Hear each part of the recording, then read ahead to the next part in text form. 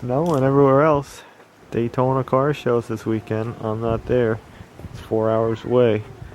That's how far I am down in this state. 4 hours from Daytona. Crazy.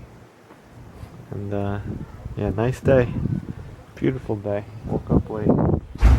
Oops, I can go around and cruise around in this piece of junk. That piece of junk, this piece of junk, but I'm not doing it. Look at those water spots. Holy shit. We might do a HOA illegal tune-up in my driveway if no one shows up. We might. So if this video ends abruptly, you know what happened. Someone showed up. I am not continuing my task anymore. But in order to do that, we need some tools. I need to get another toolbox too. The toolbox is filling up. What's that? 5/8? 5/8. Still got the rubber in there. Probably gonna need one of these. Probably gonna need that. Need that. Oh no, the freaking camera's dying. Hold on. I pulled one out. Typical oil on the threads. Some ash in there. Doesn't actually look horrible. Maybe you won't be changing plugs. Maybe I should put new plugs in this to do it. I really don't like the way these wires they attach to the plugs. Don't like it at all. They do not fit tight at all. They pull off super easy. I don't know if that's a bad thing or a good thing. That always concerned me. I don't think they fit tight. These Taylor wires are funny. I'll show you the end on it. Put a plug end. Here we go. Yeah, these have been used and abused. Old wires. Yeah, that's causing my shaker. Maybe it's the valves are poopy on it. I don't know. I kind of think that's okay. I'll stick that one back in. I call them good. Now that I'm thinking, usually this thing used to eat up plugs every about 15,000 miles. It used to last around 25,000, 30,000, but then the motor started getting shitty on it. I think I'm gonna do the wires. So I gotta do this side first in case this dude comes over with complaints, or it could be over there, but not around now. I put these damn wire holder things on here too, GM ones. I forget how they come apart. I think this is a tab you have to depress, and then the thing comes apart. If I break them, I got extras. Now they come off just like that. Excellent. It can work like that. Ideally, because I have these marked, if I can get all these off without breaking them, I can take all the wires off in an assembly. I could do that. That would be cool. And then I could do the whole passenger side and the driver's side. Let's see if I can open up those things and let this be easier, do it one at a time. I hate that when it freaking rains and all the water collects over here and I get wet. Something around here smells like pee. Over here, all the way over here, over here. I think animals nest over here at night. And they do their dirty business. So it's going to be number 2. Let's try to shoot for a number 2. Let's see if we can get that wire holder thing apart. Well, like I said, these are probably not going to break because they are new. But when you have these little wire connector things, pry, when it's closed, pry between there and here. Pry up on this side. That side of the connector right here. And then it pops right open easy. I thought it was going to be harder, but it's not. And then save it. These things are like a couple bucks a piece actually. They're like $1 a piece. I spent like 20 bucks on this thing years ago. Good to have though, keeps everything nice. Here's another one over here. I'm not gonna be able to do it two-handedly, but just put your screwdriver between that little tab and this one. Pry up. Pink. Who does number 2 work for? Who does number 2 work for? Now, this is the confusing part of wires. You get varying different lengths. You gotta figure out that the first 2 cylinders, like 1 and 2, are gonna be longer. Then you have to also look on the distributor cap. Distributor cap's over that way. It's usually longer wires are on the driver's side and on the passenger side. I think I probably should use a shorter one for number 2. But we'll see what happens. If not, we'll have to rearrange it. You don't know. Every time you get a different brand of wires, you don't know how they're gonna fit. It just sucks. Yeah. So Now we gotta line up 4. I think what I'm gonna do too, I'm gonna mark the old ones too, just in case it shit don't work out. I put the old shit back on, it'll save me time and grief. But I gotta hurry up because it's condo land. We gotta do this shit fast before anyone comes around. Make a quick update. No one showed up yet, which has been good. But just a quick update on what's going on. 2 more wires to go. Some wires are cut a little longer than others. Some are a little shorter than others. This looks like shit. I've yet to clean it up back here. It's actually another one of these little 4-way brackets that go in the back. I have them inside. I'm gonna try to install it over here and on the other side. And yeah, actually, some wires are longer, which could be good. I'm gonna try to stretch that as much as I can. So maybe now I can get the distributor cap off with all the wires attached, like I couldn't with the old ones. You see, like that. Whoop-de-doo. It's up there. And the old ones, definitely these spark plug boots, they are pieces of crap.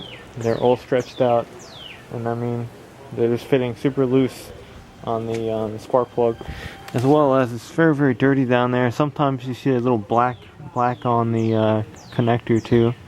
Maybe because they've just been used so many times. Look how soft they are. Yeah, I think that could be your problem. These things are old, 2006. Alright, everything should be on this thing. Now we gotta clean up this side. This is a nightmare. The other side's not so bad. Make sure all our shit's on tight. Yeah, I don't like the way that is. It's all twisted back here. I'm gonna have to fix that up. I'm like OCD when it comes to wires. It's not the best job either. We'll neaten it up. Tuck it behind there. Yeah, I guess the coil wire on the MSD, these are Street Fire ones, cheapies, like $38 a set. I guess that goes on the distributor cap side for the coil wire, I would assume. But now we have to, I should have routed this underneath there. You see, I hate when I do shit like this. It pisses me off. Whoop. See? I got problems. But yeah, we have to put a little wire markers on. I only put one on because they're taking too much time to take off. I figured if anyone comes around snooping, I can do it later. So at least it runs again, hopefully. Let's see. Yeah, I guess he runs.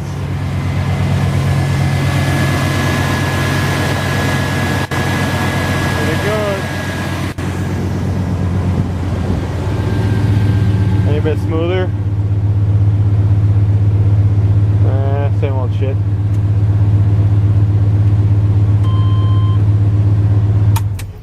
MSD Street Fire plugs. That's the part number I used. 85 on. So I'll work on a 2006. Yeah, right. We'll put those hanging from the LS coil packs. Let's get these things off. I gotta salvage them. Pain in the ass to get off, but we'll do it.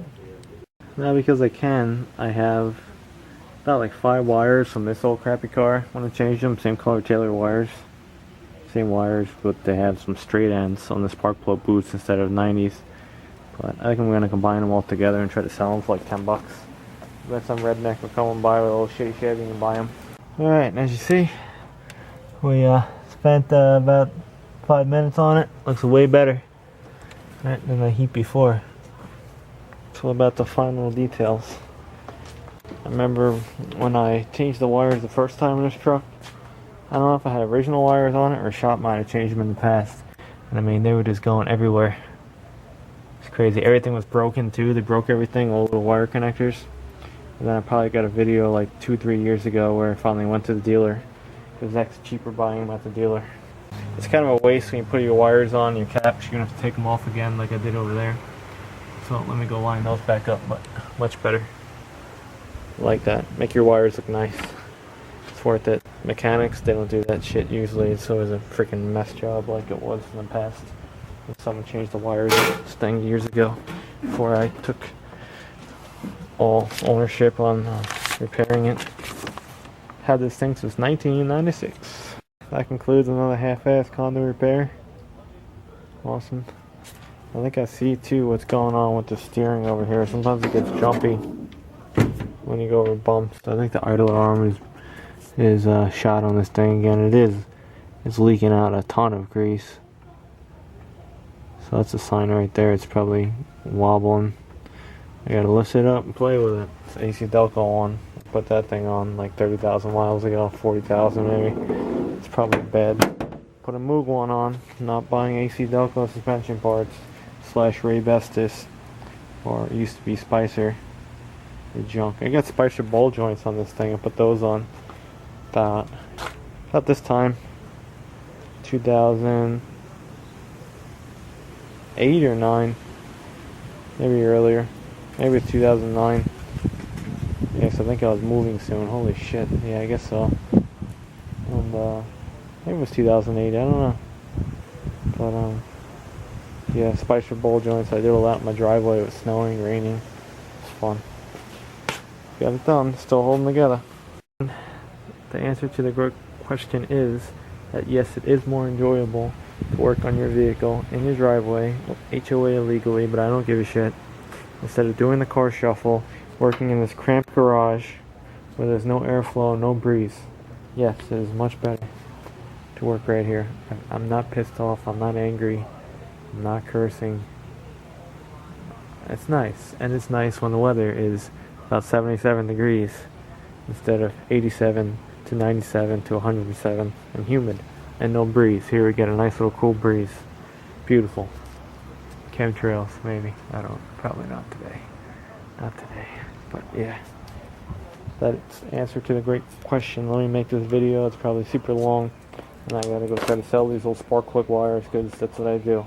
I try to sell old junk. I bet someone would give me 10 bucks for those. If I sold the old shocks on the truck for 20 bucks, you know that I can get 10 bucks for old wires. Shit, maybe I'll bump it to 15.